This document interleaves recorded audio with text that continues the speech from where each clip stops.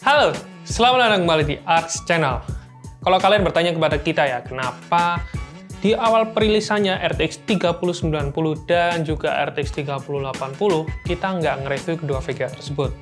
Ya karena kita nggak diberi kesempatan dan juga nggak dikirimin review unitnya ke lab yang kita ini. Nah, pada akhirnya kita berterima kasih kepada Colorful Indonesia yang telah mengirimkan RTX 3080 termahal mereka, yaitu iGame GeForce RTX 3080 Vulkan OC. Dari box luarnya aja kelihatan ya kalau VGA-nya ini gede, karena packagingnya ini gede banget dan lumayan berat. Nah, sekarang kita buka aja apa aja yang kita dapatkan waktu membeli VGA ini ya. Oke, kita pinggirin dulu. Oke, susah juga pengerawat. Kayaknya saya harus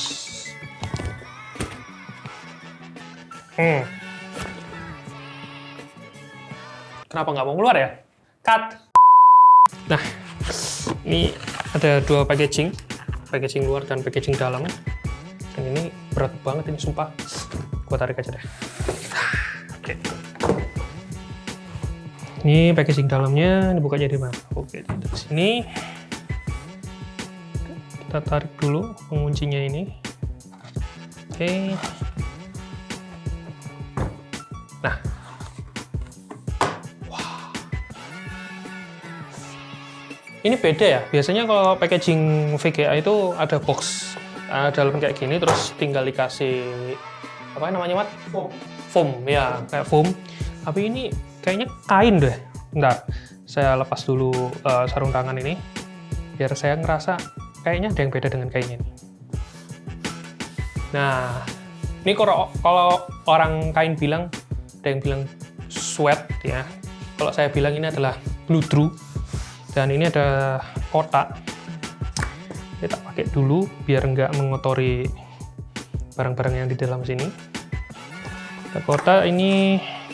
Oke. Kita dapat hand glove atau sarung tangan ya. Mungkin buat kalian yang beli ini dan nggak pengen ngotorin VGA, ini juga bisa kalian pakai. Kemudian ada kain lap ya. Ini ya kurang lebih seperti itulah, microfiber cloth. Ini buat bersihin layar karena yang Vulkan OC ini ada layarnya ya. Sama quick guide. Oke, sekarang kita buka. Ya. Sini. Nah, ini. Di dalam sini masih ada box lagi ya. Box lagi, selain ada unitnya yang ada di sini, kita ingin tahu apa aja yang ada di box ini. Kalian akan dapatin stand dan juga screwdriver. Ya, ini ada obeng. Nih. Terus ini adalah matanya di sini. Kalian dapat dua mata. Mata yang minus sama yang plus, atau plus kedua-duanya. Oh, plus kedua-duanya. Besar dan kecil. Diameternya berapa nih? Nggak kelihatan di sini diameternya. Ini kalian akan dapat dua ya ini. Ya. Terus kabel. Yang ini buat RGB synchronize ya. Ya. Diingat ini 3 pin ya, bukan 4 pin ya, kalian bisa lihat di sini. Nanti ditancapin di VGA-nya ya. Terus ditancapin ke mainboard. Dan ini kabel, ya ini ada tulisannya for image upload. Jadi kalau kalian mau ngupload gambar di LCD-nya VGA, itu kalian harus pakai kabel data ini. Dan ini pakai Type-C ke USB 9 pin. Nanti kita kasih tahu di mananya kalian akan nancapin ini. Dan ini GPU supporting-nya nanti akan dipasang di casing, di dalam casing dan di VGA. Ini. Oke. Nah, kalian akan dapat 3. Ini tatakan bawahnya. Oke, kita balikin lagi. Dan juga nanti ada yang untuk dipasang di VGA-nya. Yang ini. Nah, ambilnya agak susah kalau pakai sarung tangan ya. Nah, ini nanti ditempelin di VGA-nya supaya bisa di supporting gini. Nah. dan VGA kalian nggak akan bending nantinya. Ya, kurang lebih seperti itu untuk yang ininya, peripheral tambahannya. Lumayan, kalian beli VGA dapat support stand sama obeng, dan obengnya ini spesial loh, kalian nggak akan bisa dapetin kalau kalian beli VGA yang lain. Sekarang kita bongkar bahnya atau VGA-nya.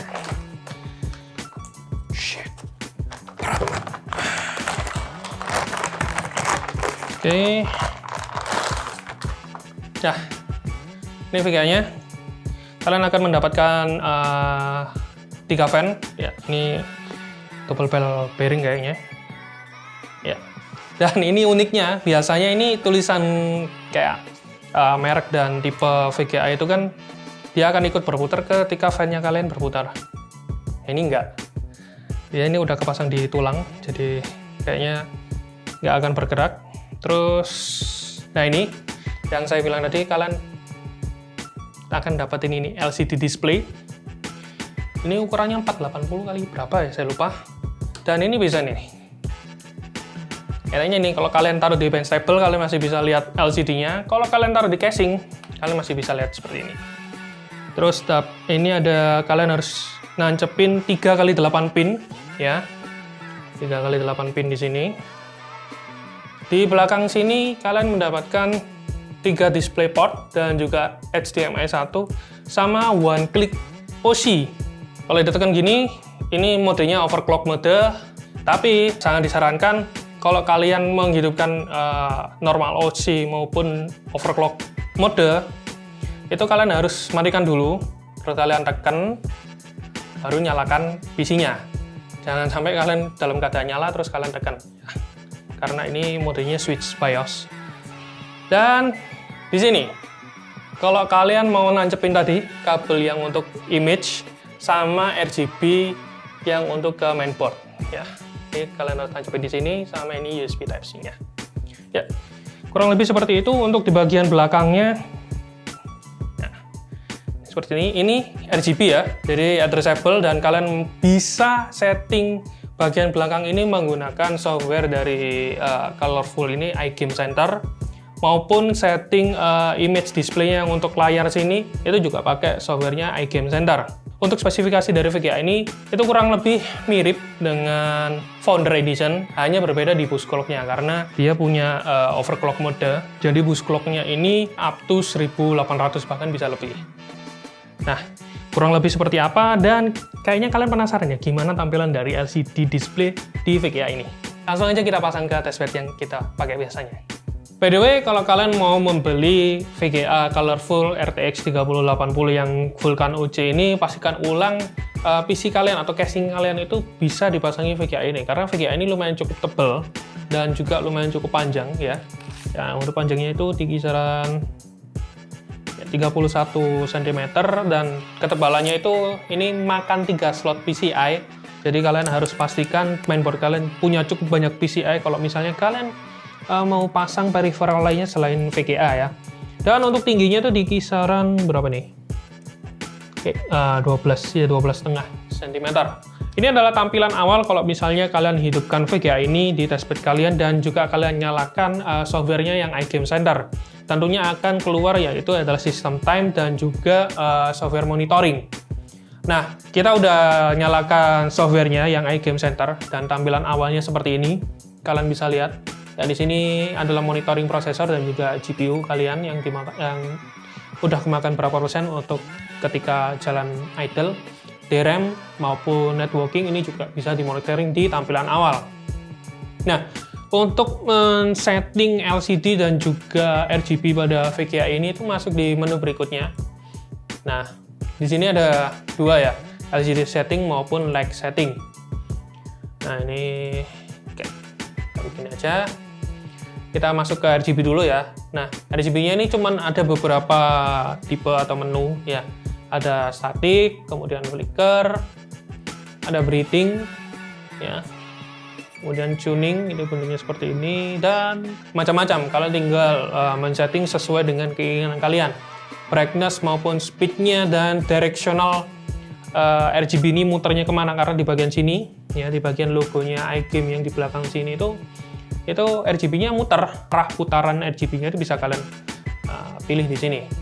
Mas, tapi kalau pakai kabel yang tadi itu buat nge-sync ke motherboard? Ya, itu untuk nge-sync ke motherboard. Ya, jadi itu masangnya yang di bawahnya yang Type C ya, Mat. Untuk nyeting LCD-nya, udah di menu yang di sini di LCD setting. Nah, ini ada dua tipe ya, single screen display sama dual screen display. Dual screen ini kayak gini, kalian tinggal nyalakan misal pakai VRAM usage dan system time. Nah, kayak gini. Atau misalnya kalau kalian mau pakai CPU clock dan GPU clock, atau CPU time dan GPU time. Nah, ini nyalanya seperti ini. Oke, sistem time-nya tak matikan dulu. Nah, nih kayak gini contohnya kalau dual screen display. Tapi yang paling asiknya lagi dari LCD screen display-nya yang dari colorful ini ya, kalian bisa nambahin gambar GIF. Nah, ini caranya kalian ya, tentunya kalian sudah download gambar GIF-nya dulu. Nah, ini kita cari gambar GIF-nya, kemudian kita masukkan. Nah, ini kelihatan preview-nya jadi tampilan aplikasinya. Kalian tinggal klik save dan upload. Dan pastikan kalian sudah nancepin kabel yang untuk upload gambarnya tadi. Jangan sampai kalian belum nancepin. Oke, setelah sudah, kalian tinggal pilih gambarnya. Dan yang ini kita disable. Oke. Nah, ini gambarnya udah muncul. Ini Bang Muhammad lagi joget-joget. Nah, kalau kalian misalnya penasaran dengan performa dari ColorFull GeForce RTX 3080 yang Vulkan OC ini, nah, langsung aja kita masuk ke segmen pengujiannya. Seperti biasa, kita sudah melakukan pengujian secara off-screen untuk testbed yang kita pakai. Prosesor kita menggunakan Ryzen 9 5950X, kemudian mainboardnya kita dari Asus Crosshair 8 Hero Wi-Fi. Kemudian untuk pendingin prosesor atau CPU coolernya kita menggunakan HSF ID Cooling SE207 XT yang versi Black Edition. Untuk memorinya kita menggunakan G-Skill Trident Z Royal 16GB kit 3600 MHz cas latensi 16. Nah, untuk VGA jelas kita menggunakan colorful ya. Dan sebagai pembanding kita menggunakan RX 6800 XT karena kedua VGA ini mempunyai performa yang mirip. Nah, langsung aja kita bacakan untuk hasil benchmark sintetisnya dulu. Ini kita bacakan di Trimark Firestrike Extreme. Di Firestrike Extreme ini kan bisa lihat ya performa dari RTX 3080 Vulkan yang versi default maupun yang versi overclock mode. Ini GPU skornya masih kalah jauh dibandingkan dengan RX 6800 XT. Lanjut di 3D Mark Time Spy Extreme. Nah, di sini dibalik. Akhirnya yang RX 6800 XT ini harus bertekuk lutut oleh colorful RTX 3080 versi default maupun yang versi overclock mode. Di benchmark sintetis 3D Mark Port Royal ini untuk fitur ray tracing ya. Dan di sini kelihatan memang RX 6800 XT mempunyai GPU skor Port Royal yang jauh sekali untuk mengejar performa dari RTX 3080 colorful yang Vulkan default maupun yang Vulkan versi OC mode.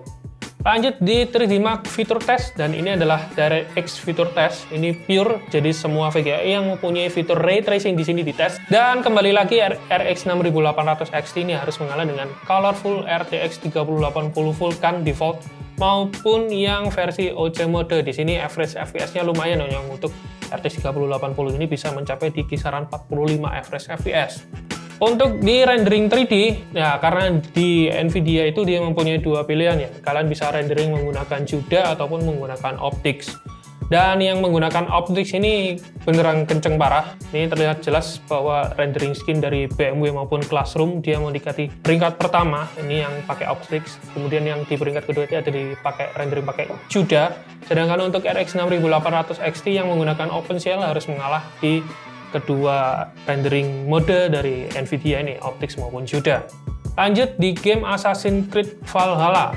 Dan untuk pengujian di 2K resolusi, colorful RTX 3080 yang versi default maupun overclocking mode, ini untuk resolusi 2K-nya harus mengalah di RX 6800 XT karena peringkat pertanyaan diisi oleh RX 6800 XT.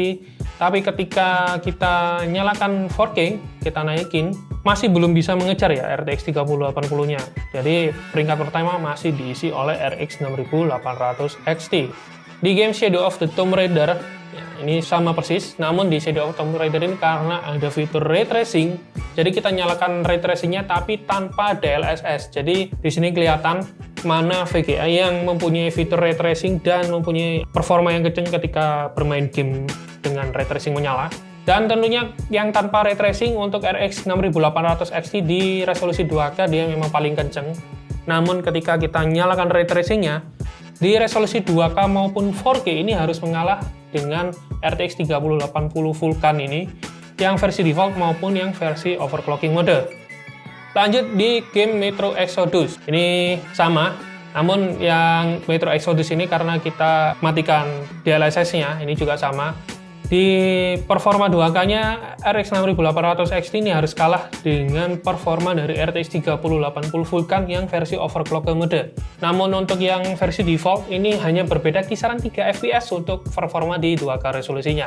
Ketika kita nyalakan ray tracingnya dan juga kita rubah resolusinya ke 4K, RX 6800 XT ini harus mengalah dan menduduki posisi yang paling bawah, jadi kalah dengan RTX 3080. Di game Watch Dogs Legion, di Watch Dogs Legion ini ya kalian bisa lihat kembali lagi ya 2K resolusi untuk colorful RTX 3080 yang Vulkan OC mode, jadi OC-nya kita nyalakan. Ini performanya jauh di atasnya RX 6800 XT maupun versi defaultnya, jadi average FPS-nya bisa menyentuh di kisaran 90-an. Ketika kita nyalakan ray tracing-nya tanpa DLSS, RX 6800 X ini harus mengalah dan menduduki posisi paling bawah. Namun ketika kita naik ke 4K, kembali lagi RX 6800 XT harus mengalah dengan RTX 3080 Vulkan maupun Vulkan yang kita nyalakan overclocking modenya. Di game Dirt 5, ya ini tetap ini kayaknya gamenya AMD ya, karena kelihatan banget ya performa dari RX 6800 XT dengan ray tracing menyala maupun tanpa ray tracing. Ini RX 6800 XT ini menduduki di posisi pertama, jadi dia bisa mengalahkan RTX 3080 Vulkan yang ini dengan overclock mode maupun yang default mode.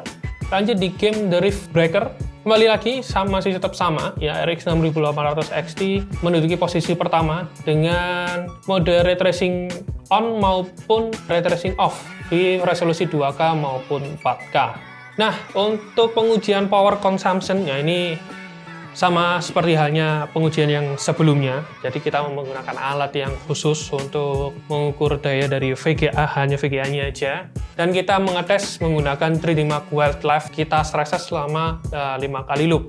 Dan hasilnya di sini kelihatan yang ketika kita nyalakan mode overclocking di RTX 3080 Vulkan ini ya, ini lumayan cukup boros. Jadi loadnya atau maksimum peaking VGA-nya ini bisa menarik daya kisaran 408 watt, sedangkan average-nya itu di 375. Untuk yang versi default-nya itu di kisaran 356 untuk peakingnya, average-nya di kisaran 325. Sedangkan untuk RX 6800 XT itu peak load-nya di kisaran 313 dan average-nya di kisaran 296. Saya cuma bisa kasih saran kepada kalian, kalau misalnya kalian mau pakai colorful iGame RTX 3080 yang versi Vulkan ini dan kalian mau hidupkan OC-nya dan kalian pakai sehari-hari, saya saranin kalian pakai power supply yang berdaya 850 watt, yaitu minimal. Karena dengan penarikan daya yang sebesar ini, otomatis kalau misalnya kabel PSU kalian kurang begitu memadai, bisa terjadi nanti terbakar di area sini, karena akan begitu sangat panas kalau misalnya VGA power supply kalian nggak bisa mensuplai daya dengan apa yang dibutuhkan di VGA ini ya. Jadi seperti itu. Untuk pengujian temperatur, ini kita menggunakan software 3D Mark Wildlife stress test, kita stress test selama 5 kali loop. Dan fan profile dari VGA ini kita biarin auto, jadi berjalan seperti biasanya, jadi tinggal tancap, nyalain. Dan hasilnya ini ketika kita mode default, ya average-nya itu di kisaran 62,22 derajat Celcius, maksimumnya di kisaran 66 derajat Celcius. Untuk yang mode overclockingnya, untuk average-nya di kisaran 63,78 derajat Celcius, dan untuk maksimum peak suhunya itu di kisaran 70 derajat Celcius. Ini suhu ruangan kita itu di kisaran 28 derajat ya. Jadi AC itu nggak terasa dingin banget, jadi ruangan temperaturnya ruangan temperatur biasa. Dan ini masih tergolong sangat dingin ya. Ini bisa lebih dingin lagi kalau misalnya kalian setting fan profile-nya. Jadi suhu ini bahkan yang overclocking modenya masih bisa di bawah 60 derajat Celcius ya. Kami bisa bilang ini adalah RTX 3080 flagship dengan harga yang ekonomis. Kenapa bisa begitu? Ya karena harganya kalau dibandingkan dengan 3 brand besar itu, ini jauh lebih murah. Dibanderol di kisaran harga 17 jutaan, kalau yang lainnya tuh bisa sampai 22 jutaan. Dibilang cakep, ya cakep. Dibilang gengsi juga, udah pasti.